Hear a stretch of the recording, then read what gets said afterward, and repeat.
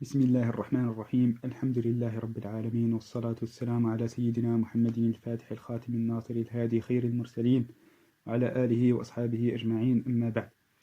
On continue sur Sharh de l'Aqaïd Nasafiyya. Et juste avant de reprendre à l'endroit où on s'était arrêté, il y a peut-être besoin de revenir un petit peu sur la séparation entre les notions de al-mahiyya, de l'haqiqa et de l'huwiyya. Bon, on avait déjà expliqué cette séparation, mais dans la volonté de rendre ça un petit peu plus clair, et puis d'aborder une petite question, qui est la séparation entre le haqiqa et les deux autres, selon le logiciel qu'on prend, ou selon le point de vue. Puisque, comme on a dit, la chose, ou shay, dans ce qu'on imagine nous, ou ce que l'avis des Ash'ira, de la majorité des Ash'ira, c'est pas une aqida en tant que telle, puisque ce n'est pas une question religieuse, mais c'est un avis philosophique que la majorité des Ash'ira, ou presque la totalité même des Ash'ira, on peut le dire, se sont accordés sur le fait que la définition qu'on a du shay, de la chose, c'est ce qui existe. Et là où le Mu'tazila, on dit la chose, c'est ce qui existe et ce qui n'existe pas mais peut exister. Donc c'est tout le mumkinet. Mumkinet, que ces mumkinet soient existants ou non.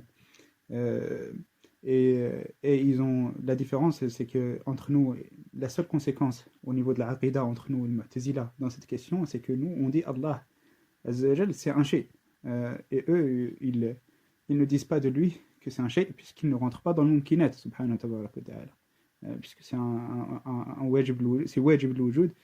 Donc le Mu'tazila considère que l'ashya c'est juste le mumkinet al-mutahaqqiqa wa ghayr al-mutahaqqiqa, donc ils ne font pas rentrer Allah Azza wa Jal dans ce terme du shay, en contredisant dans le Coran dans ceci d'ailleurs. Mais bref, on y reviendra sur ça plus tard.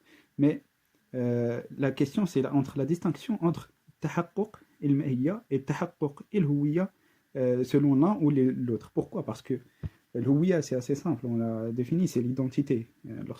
Tu es ta huwiyya, ton identité, c'est ton existence personnifiée. Quand une chose existe, qu'elle est personnifiée dans ta personne, distinguée des autres existences, c'est ta huwiyya, c'est ton identité propre. Et puis le mahiyya aussi, c'est assez simple. C'est la nature même de l'objet, c'est sa réalité en dehors de son existence ou de sa non-existence, en dehors de sa personnification ou non. Donc c'est simplement le fait que la chose, pour que la chose est ce qu'elle est en tant que notion ou en tant que nature, elle est cette chose, cette réalité-là, cette notion correspond à al-mahiyya. Mais alors, si on est dans une réflexion mu'tazili, où on dit qu'est-ce qui différencie le mahiyya et le haqiqa, puisque le haqiqa, haqiqatu shay, on parle des mumkinat. Donc, qu'est-ce qui nous distingue qu'est-ce qui distingue le mahiyya de haqiqa, puisqu'on est en train, quand on parle d'une haqiqa d'un shay, on parle aussi d'une haqiqa d'un shay qui n'existe pas. Donc on est en train de discuter de sa nature, pas de sa concrétisation existante. Donc c'est assez difficile de faire la distinction entre le haqiqa et le mahiyya dans cette réflexion de Mu'tazili. Les Mu'tazila, ils ont répondu, pour ceux qui ont répondu, en disant le mahiyya c'est quelque chose qui englobe même les choses qui sont wajibat, donc la chose qui est wajiba, c'est l'essence divine, même si la mahiyya de l'essence divine on ne l'atteint pas, donc la haqiqa ne concerne que les mumkinet. Donc lorsqu'on parle de haqiqa, on est juste en train d'astreindre la mahiyya, c'est une mahiyya mais limitée aux mumkinet, et le mahiyya des mustahilat n'existe pas. D'autres ont dit le mahiyya des mustahilat existe, cette mahiyya des mustahilat, et dans leur mahiyya, il y a le hukm de l'istihal, de l'man al-aqli. Bon, ça c'est la distinction selon le Mu'tazila. Elle nous emporte peu, nous, on n'est pas des Mu'tazila, walillahi alhamd. Nous, la distinction va être dans l'autre sens, c'est-à-dire que comment on différencie le haqiqa et le huwiyya, puisque le haqiqa d'un shay, on parle du shay dans sa concrétisation, donc sa réalité dans son existence. Dès lors que la chose existe, on parle de la réalité, on ne parle plus même simplement de la mahiyya, de sa nature, on parle de sa nature dans sa concrétisation existante. Sauf que cette concrétisation existante, comment on la sépare avec l'identité? Puisque si la chose est concrétisée et existante, eh bien dans cette concrétisation existante, elle est ce qu'elle est indépendamment de ce que sont les autres choses qu'elle n'est pas. Donc elle a une identité propre, elle a une houïa. Donc comment on différencie la notion de l'houïa et de l'haqiqa? Simplement pour que ça soit clair, que lorsqu'on parle de l'haqiqa, on ne parle pas de la réalité de l'objet qui existe, mais on parle de la réalité de l'existence d'une mahiyya dans sa concrétisation dans le wujud. C'est-à-dire qu'on a un degré d'abstraction entre le mahiyya et le houïya. On ne parle pas de l'identité propre de l'objet existant, mais on parle dans le cercle, dans la catégorie de l'existence, lorsque la mahiyya se réalise, quelle est la réalité de cette réalisation physique, matérielle, ou même non matérielle. C'est de ça qu'on parle. C'est un degré d'abstraction entre les deux, qui a son utilité. Bon, franchement, pour être très honnête, dans le charh sur l'aqaïd nasafiyya, on n'a pas vraiment, on n'a même pas du tout besoin de cette distinction. Mais c'était juste pour revenir sur ça, pour que ça soit un petit peu plus clair. Donc on était arrivé à la réponse aux sophistes, à Sofstaïa. On parlait du premier type, de la première catégorie de ceux-ci, qui sont ceux qui disent que les réalités des choses n'existent pas forcément, ou qu'il n'y a pas de réalité, qu'il n'y a absolument aucune réalité qui est concrète ou qui est existante. Donc ceux-ci, ils les appellent l'inadiyya, en tout cas dans le mutakallimin les appellent l'inadiyya, de inad, ceux qui contredisent, ceux qui s'entêtent dans la contradiction, puisque cette contradiction n'a aucun sens rationnel, c'est juste de l'entêtement. Donc il n'y a même pas véritablement besoin de réponse, mais on répond quand même. Il dit قالوا الضروريات منها حسيات والحس قد يغلط كثيرا كالأحوال يرى الواحد اثنين والصفراوي يجد الحلو مرا ومنها بديهيات وقد يقع فيها اختلافات وتعرض شبهة يفتقر في حلها إلى أنظار دقيقة والنظريات فرع الضروريات ففسادها فسادها ولهذا كثر فيها اختلاف العقلاء. Bon, ça c'est leur avis. Je commençais par l'évocation de leur avis avant de reparler de l'Ilzam. L'Ilzam, notre réponse à leur avis. Donc eux, ce qu'ils disent, c'est que nous, les connaissances qu'on a de la réalité, bon, ça c'est plutôt pour les seconds en fait. Les premiers, la réponse à ceux qui à la inadiyya, c'est de leur dire bon, vous niez toute réalité. On leur dit une chose. إنه إن لم يتحقق نفي الأشياء فقد ثبتت وإن تحقق والنفي حقيقة من الحقائق لكونه نوعا من الحكم فقد ثبت شيء من الحقائق. Donc soit il y a deux choses, soit l'une soit l'autre, soit la négation des réalités n'est pas une vérité, c'est un jugement faux et donc les réalités des choses existent et c'est ce qu'on défend. Soit vous dites non, la concrétisation, la réalité des choses est une chose qui n'est pas réalisée, qui n'existe pas. Et donc vous donnez ce jugement. Et ce jugement que vous donnez, qui dit que les réalités n'existent pas, c'est un jugement en lui-même qui a une réalité. Et si vous l'affirmez, c'est-à-dire que vous affirmez cette réalité qui est que les réalités n'existent pas, et donc vous contredisez votre... c'est une position autoréfutante, vous contredisez automatiquement le fait de considérer toutes les réalités comme étant inexistantes. Bon, ils répondent naturellement, non, en fait, toutes les réalités, hormis ce qu'on dit, n'existent pas. C'est-à-dire que ce qu'on dit, comme quoi les réalités n'existent pas, ça, c'est la seule réalité qui existe. Mais alors, dès lors que que vous sortez de la généralisation, que vous rentrez dans la spécification, il faut déterminer les raisons, les arguments de chaque spécification. Pourquoi cette chose est spécifiée par rapport à l'autre, pourquoi cette réalité existe, et qu'est-ce qui démontre quelle est la différence entre la réalité de cette réalité et la réalité des autres réalités qui fait que cette réalité est, et que les autres ne doivent forcément pas être. Donc c'est une position intenable, à moins d'avoir un argument ou une réflexion derrière qui démontre que les réalités, hormis de la première réalité, n'existent pas. Mais ce n'est plus la position générale qui donc est inabordable, on ne peut plus discuter si vraiment une personne rentre dans une position générale de négation des réalités, en dehors de l'argument autoréfutant, on ne peut plus discuter parce que c'est un concept qui rentre dans le daruriyat, s'ils le considèrent dans leur logique. Bon, du coup, ça s'autoréfute automatiquement, puisque le darura de cette chose crée la réalité, c'est ce qu'on vient de dire. Mais dès lors qu'ils font une distinction entre les réalités, cette distinction elle-même et une autre réalité, et ainsi de suite. Il y a d'autres réalités qui apparaissent, et alors il va falloir trouver un moyen de séparer telle réalité qui peut exister, telle que réalité qui ne peut pas exister. Et donc on n'a plus un jugement général, donc il n'y a plus un hukm, quel qu'il soit, qui fait que les réalités n'existent pas. Bon, ça c'est assez simple. Bon, les prochains, ils disent les connaissances qu'on a par rapport aux réalités. Lorsqu'on discute des connaissances qu'on a par rapport aux réalités. Euh, les blocs fondamentaux de notre connaissance des réalités, ce sont l'essence, en premier lieu. Que la réflexion qu'on a, l'aql qu'on utilise pour mener une réflexion rationnelle, quelle qu'elle soit, a besoin au début de choses qui sont connues, et qui sont connues par tasawwurat. Tasawwur, c'est dès lors qu'on a une image d'une réalité qui existe ou qui n'existe pas. Enfin, dès lors qu'on a une image d'une réalité, à partir de cette image de la réalité, cette image, si c'est une image correcte, si c'est un tasawwur correct, dans notre esprit, donc cette expression dans notre esprit de cette réalité, celle-ci est le bloc fondamental par rapport auquel on construit la réflexion. Par exemple, lorsqu'on fait Burhan al-Hudouth, vous avez tous vu Burhan al-Hudouth, hein, dans un matin ou un autre, le premier bloc de notre argumentaire, c'est que le monde existe. Et le monde existe, c'est un tasawwur. C'est-à-dire que le monde, pour qu'on dise que le monde existe, on a utilisé nos sens. C'est nos sens qui nous ont donné le premier bloc de la réflexion rationnelle. C'est-à-dire que si vous prenez les arguments ou la logique de la réflexion rationnelle pure, à son état pur, sans tasawwurat, sans sens, vous ne pouvez plus avancer, vous ne pouvez plus construire aucune forme d'argumentaire. Donc, ils disent quoi?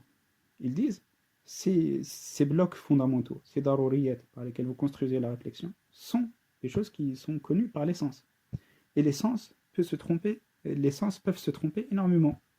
Comme la personne, il prend comme quelqu'un qui a des problèmes de vue, que voit une chose qui est une, la voit en double. Ou quelqu'un qui a une maladie au niveau de la langue, qui n'arrive pas à distinguer entre le salé, le sucré, la mer et pas la mer.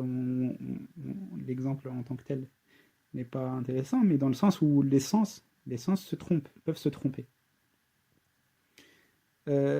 Et à partir de ce fait, dès lors que les tasawwarat peuvent se tromper, la réflexion, même si elle est correcte en elle-même, étant donné qu'elle est basée sur des tasawwarat qui peuvent se tromper, alors les connaissances qui sont atteintes à travers cette réflexion ne sont jamais certaines.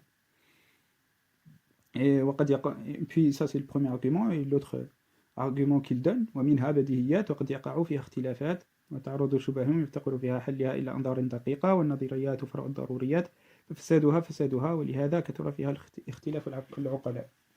Les divergences qui existent entre toutes les personnes qui mènent une réflexion rationnelle découlent soit de cette première chose qui est que leur tasawurat par rapport au monde, et donc par rapport à ce que leurs sens comprennent de la réalité du monde et par rapport aux réalités en général, diffèrent, et donc ça amène une différence dans leur argumentaire. Soit il ne le dit pas de façon très claire, mais soit la différence vient de leur manière d'aborder la réflexion rationnelle, et puis les personnes se trompent dans cette réflexion, et donc ils arrivent à des avis différents. Et le fait qu'il y ait énormément d'avis différents renforce la position comme quoi la connaissance certaine des réalités est impossible, puisque là on est en train de parler des sceptiques.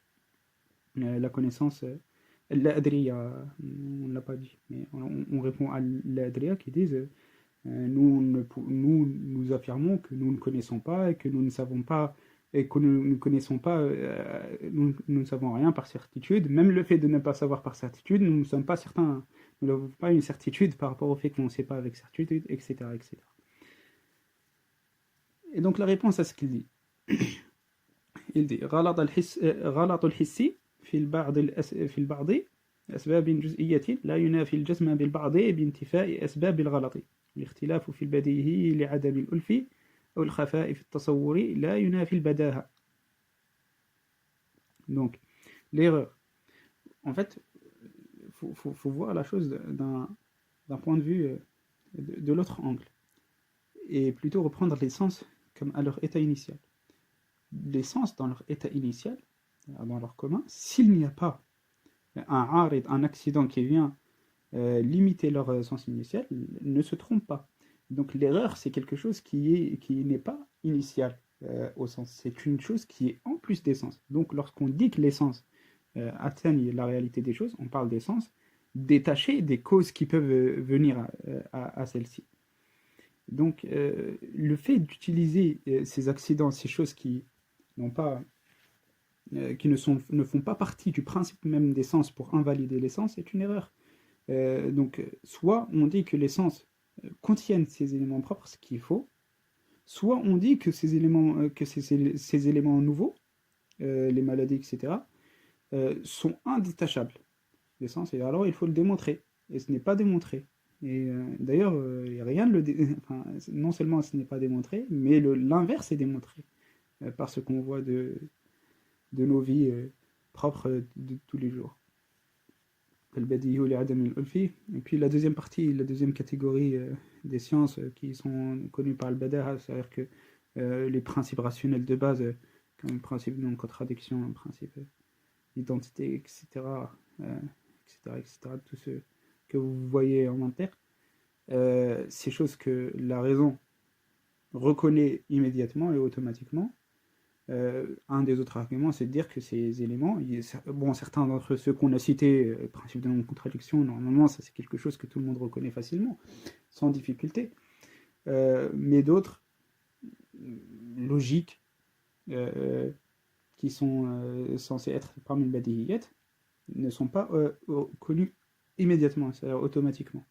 Bon, ça peut arriver parce que des gens ont l'esprit non habitué à ces questions ou ont une réflexion qui a un petit peu bloqué leur pensée par rapport à ces axiomes essentiels. Et là encore, ça ne nie en aucun cas le principe même, c'est-à-dire que la raison reconnaît les axiomes lorsque celle-ci est détachée d'un élément nouveau, c'est-à-dire que la raison en élément en tant que tel ne contient pas les éléments qui la poussent à se tromper sur les axiomes. C'est quelque chose de nouveau, c'est-à-dire la non-connaissance ou la non-habitude ou l'esprit qui est un petit peu vagabond, je ne sais pas, peu importe, mais des éléments qui sont extérieurs à la définition de la raison propre qui viennent et qui rentrent entre la raison et la compréhension des axiomes essentiels. Donc là encore, ce n'est pas ces éléments nouveaux ajoutés ne sont pas de nature à nier le principe que la raison propre ou la raison initiale détachée des éléments qui peuvent s'y attacher, des éléments extérieurs, atteignent la réalité. والحق أنه لا طريقة للمناظرة معهم خصوصا الأدرياء لأنهم يعترفون بمعلوم ليثبت به مجهول بل طريق تعذيبهم بالنار ليحترفوه أو يحترقوه. On le laisse avec son avis. Il disait ça sérieusement, hein, puisqu'il l'avait proposé même dans une lettre à un de ses amis. Parce qu'au final, il dit par rapport à l'Adriya, par rapport aux sceptiques, il n'y a aucun moyen de discuter avec eux, parce que, bon, ils affirment une connaissance, la connaissance de la non-connaissance d'un point de vue total, c'est-à-dire que leur seule connaissance, c'est la non-connaissance, ou c'est la non-certitude, leur seule certitude, c'est la non-certitude. Et à partir de cette non-certitude dont ils ont fait un principe absolu, bah, ils construisent leur ignorance de tout le reste. Et il n'y a aucun moyen de discuter avec eux, même l'argument autoréfutant. Dès lors qu'ils affirment l'un, puis ils nient tout le reste et ils disent bon, bah, c'est ainsi, puis c'est tout. Et pour nous, c'est quelque chose qui est badihi, bah, il n'y a aucun moyen de discuter avec eux. Et donc les mêmes Saad Al-Taftazani propose de les brûler dans le feu. On le laisse pour son avis, on n'est pas d'accord avec lui. Il disait ça sérieusement, parce que certaines personnes pensent qu'il blaguait. Mais il disait que dès que vous rencontrez un sceptique, lorsque vous discutez avec lui, qu'il défend le sceptisme, enfin, cette position radicale du scepticisme, de la certitude de non-certitude absolue, bah, châtiez-les par le feu. Et soit ils reconnaîtront leur connaissance de la douleur du feu ou leur connaissance de la réalité du feu pour les inadiens, soit vous soit ils continueront jusqu'à en mourir. Bien sûr, c'est pas, faut pas prendre ça au sens propre. Évidemment, l'idée c'est simplement que c'est vraiment juste de l'entêtement, puisque dans leur cœur, ils savent tous que les réalités existent et que leur connaissance est possible. Sauf soit, bon là, lui-même Saad a fait une petite erreur qui n'est pas de sa faute, mais qui est de la faute de certains traducteurs du grec qui ont mal expliqué la traduction du grec. Lui-même Saad Taftazani ne parlait pas grec, contrairement à d'autres personnes, d'autres mutakallimin qui parlaient le grec, qui avaient appris le grec. L'imam Saad lui-même n'a jamais appris le grec et ne s'est pas intéressé à l'apprentissage de cette langue. Et donc ce qu'il dit ici vient d'un ouvrage, je ne sais pas lequel, donc il a dû le copier d'une personne ou d'une autre, puisqu'il ne connaît pas le grec lui-même. Il dit وَصُفْصَةٌ اسم للحكمة الموهومة والعلم المزخرف لأن الصوفة معناه العلم والحكمة وسط معناه الزخرف والغلط ومنه اشتقت السفسطة كما اشتقت الفلسفة من فيلوسوفيا أي محب الحكمة. Donc il parle des origines étymologiques de sophisme ou des sophistes et des sophistes, sofsat en grec signifie liana sofa, son sens, le mot sofa, son sens en grec, signifie la science, la connaissance et la sagesse, ce qui est vrai. Wasta ma'nahu zakhraf wal ghalat, et wasta, osta ou ist signifierait, selon lui, ou selon ce qu'il aurait lu, le fait, la falsification ou le détournement, ce qui est faux. En grec, ça signifie plutôt celui qui pratique. Donc sophiste de base, c'était celui qui pratique la sagesse. Mais évidemment, ça a une différence avec... ils ne pratiquent pas vraiment la sagesse. Ce qui était reproché aux sophistes grecs anciennement, c'était le fait qu'ils étaient plus axés sur la dialectique et sur le débat et le fait de sembler avoir raison que sur les vérités propres. Ils ne cherchaient pas les vérités propres, mais ils cherchaient à vaincre dans leur argumentaire, ce qui est contradictoire avec la science. Puis il parle aussi de l'étymologie de falsafa, philosophia, philos qui est la sagesse, sophia qui aime, philosophe celui qui aime la sagesse. Bref, c'est anecdotique. Évidemment, c'est pas très intéressant. وأسباب العلم, et là c'est Nafsafi qui parle. وأسباب العلم للخلق ثلاثة الحواس السليمة والخبر الصادق والعقل. Donc, les moyens par lesquels la connaissance ou la science s'atteint pour les créatures, attention, puisque le ilm pour Allah Azza wa Jal est très distinct des créatures. Il n'y a pas de darouri ou de nadari dans la science d'Allah Azza wa Jal. Et attention, aussi une erreur que certains innovateurs parmi les philosophes ont dit à l'époque. Bon, c'est un avis que personne n'a considéré comme crédible. On s'est même moqué de cet avis quand certains l'ont défendu. On en reparlera de ça. Et c'est que les sciences de Wajib al-Wujud, c'est-à-dire d'Allah Azza wa Jal, seraient, entre guillemets, daruriyat. Ce qui est totalement faux, évidemment, puisqu'on parle de daruriyat, c'est quelque chose qui immédiatement apparaît comme une connaissance. Bon, pour nous, sunnites, Asha'ira, c'est assez simple. La science d'Allah est prééternelle, donc elle ne peut pas être nadari, donc atteint après une réflexion, ni daruri, puisque daruri c'est atteint sans réflexion, mais atteint quand même, c'est-à-dire non-existence puis existant. Donc daruri ne rentre pas non plus dedans, puisque la science d'Allah existe dans toutes ses formes, depuis la prééternité, même les choix des serviteurs, etc. Donc toutes les tafsiliyettes, contrairement à certains points par rapport aux Mu'tazila. Donc on n'a pas de difficulté avec ça. Même les Mu'tazila ont contredit cet avis stupide qui dit que la science d'Allah Azza wa Jal rentrerait dans le daruriyat, mais pour d'autres raisons. On ne va pas trop rester sur ça, en restant sur le principe. Donc les trois moyens par lesquels les connaissances s'atteignent pour les créatures, ce sont les sens dans leur état initial, c'est-à-dire le hawas salima, sans être altéré par une maladie ou autre, ou al-khabar al-sadiq, l'information transmise authentiquement, ou l'aql, et la raison, en troisième lieu. Avant de rentrer dans ces trois catégories, l'imam Saad Taftazani veut expliquer c'est quoi l'ilm, de quoi on parle quand on parle de l'ilm.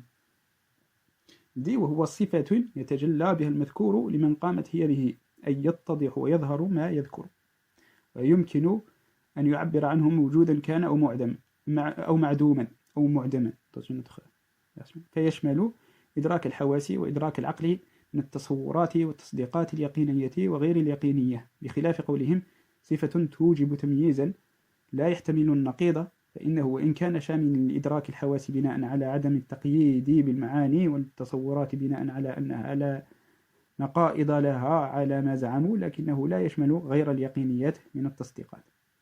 Donc, il fait une distinction puisque certains l'avis, le second avis, un second avis qui existe même chez Ahl Sunnah, c'est qu'on utilise le mot ilm uniquement pour les choses qui sont des certitudes.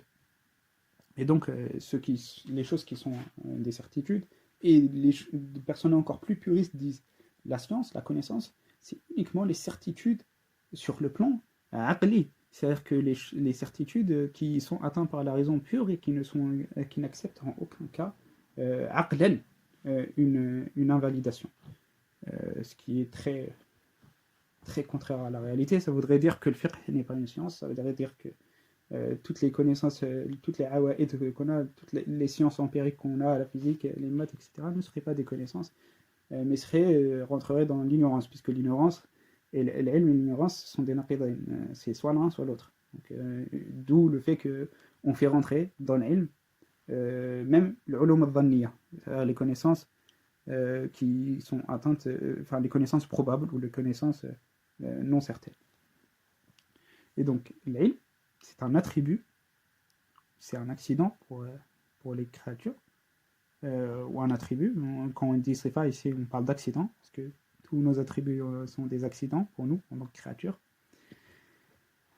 par laquelle se manifeste la chose, l'objet de la connaissance, le connu, il utilise le madhkour, donc l'élément évoqué par la raison pour qu'il soit connu, lorsqu'on connaît, puisque on ne connaît pas rien.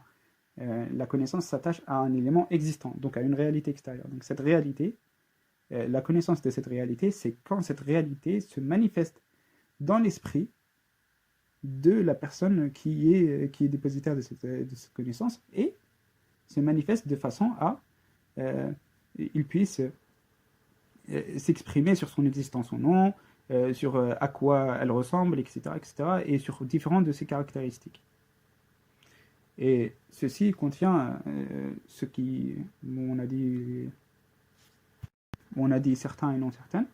Donc ceci contient ce que la raison atteint parmi les manifestations des réalités, donc parmi les images et les croyances, et comme elle atteint aussi ce que les sens reconnaissent donc, par rapport aux réalités. Bon, on va arrêter ici pour cette fois, Inch'Allah, et puis les prochaines fois, on va voir les catégories une à une, Inch'Allah. Alhamdulillahi wa kafa, wa sallallahu wa sallam ala sayyidina Muhammadin nabi al-Mustafa, wa ala alihi wa sahbihi wa man qatafa atharahu ila yawm al-din. اللهم صل على سيدنا محمد الفاتح لما أغلق والخاتم لما سبق ناصر الحق بالحق والهادي إلى صراطك المستقيم وعلى آله حق قدره ومقداره العظيم.